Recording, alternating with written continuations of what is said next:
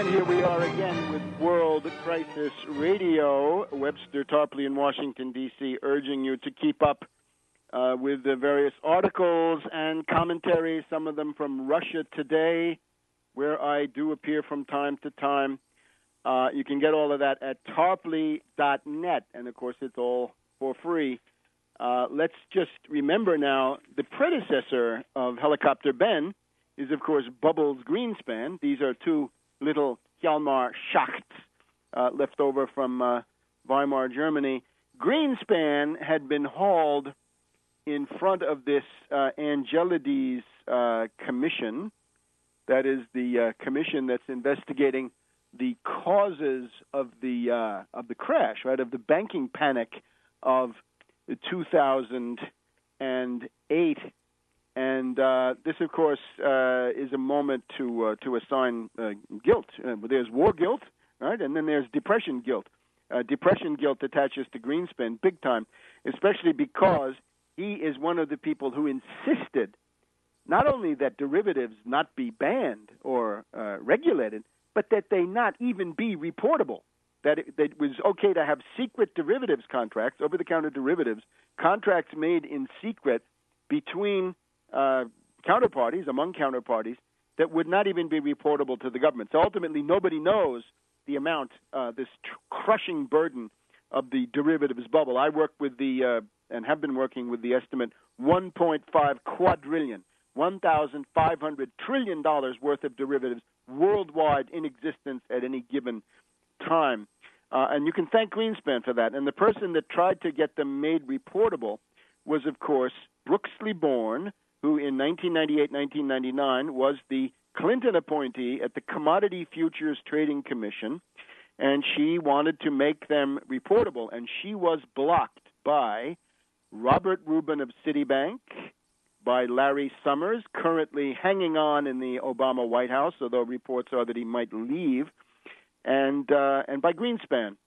So Brooksley Born gets the moment of vindication and puts Bubbles Greenspan on the spot, telling him, quote, "The Fed utterly failed to prevent the financial crisis. The Fed and the banking regulators failed to prevent the housing bubble. They failed to prevent our biggest banks and bank holding companies from engaging in activities that would bring them to the verge of collapse." And I think that's pretty much what she says. She manages to say fail 9 times in a series of questions. Did not the Federal Reserve, she asks, did not the Federal Reserve System fail to meet its responsibilities to carry out its mandates? Yes, of course. And we get Angelides into the act. My view is you could have, you should have, and you didn't. It would be nice if Angelides filled in what he should have done. So obviously Greenspan squirming. He's already said that his metaphysical idolatry, totemic fetishism of markets that he learned from the fascistoid Ayn Rand, that his faith in the infallibility of markets has now been slightly shaken. But, of course, he comes back with this impudent story, the reactionary legend about the Depression. This is sort of the, in the 1920s, the German reactionaries had the stab in the back, right? The stab in the back that they had been betrayed. Well, this is the legendary explanation for the Depression, is what Greenspan says. Greenspan seeks to lay the blame for the crisis on the fact that domestic political pressures were exercised to boost home ownership. And he says the main cause of the Depression are the congressionally chartered mortgage companies, Fannie Mae, Freddie Mac, which were major consumers of subprime mortgages. Yeah, fine. They had been privatized, dear Bubbles. They worked fine as long as they were government entities, parts of the U.S. government agencies. They were then privatized, so they kept a congressional charter and an implicit guarantee of Treasury backup. But they were then being run for money by the likes of the predator Franklin Raines and other characters operating under left cover from the Clinton administration. And he says, the pressures on me at the Fed to enhance lending were remarkable. So you see the idea. poor judgment, human failure, derivatives. As Brooksley Bourne says, the lack of regulation meant that derivatives could generate much larger risks than regulated financial products such as insurance. But Greenspan, basically, his story is the Democrats forced us to make home loans to poor people on marginal or slum properties, and those subprime mortgages then defaulted, and that brought down the world banking system. And this is simply an idiotic, obscene joke that no serious person could entertain for 2 seconds. Nevertheless, you turn on Limbaugh, and that is what you will be told is the cause of the Depression, caused by the government, of course, not by 1.5 quadrillion in derivatives issued, not by the government, but by the various bandits of the zombie banks of Wall Street. Now, the question, therefore, is we now have Greenspan discredited, odious, contrite in some ways, but arrogant in others. And he basically says, well, at various times I was wrong. He said that at least before. And Bernanke comes forward 2 months after getting more negative votes than anybody in history, and he's now dictating what the rest of the U.S. government should do. And, of course, he's really unelected and unaccountable. He operates in secret, doesn't want to be audited, and all the rest of that.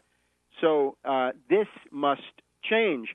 And what you would need is somebody to say to Bernanke, look, Bernanke, we are ordering you by law to issue $1 trillion of 0% federal credit for production only, not for your banking friends, no banks, no insurance companies, no investment banks, no hedge funds, none of that, no money market funds, nothing based on paper. We're going to build 50,000 miles of maglev, 100 reactors of the most modern type.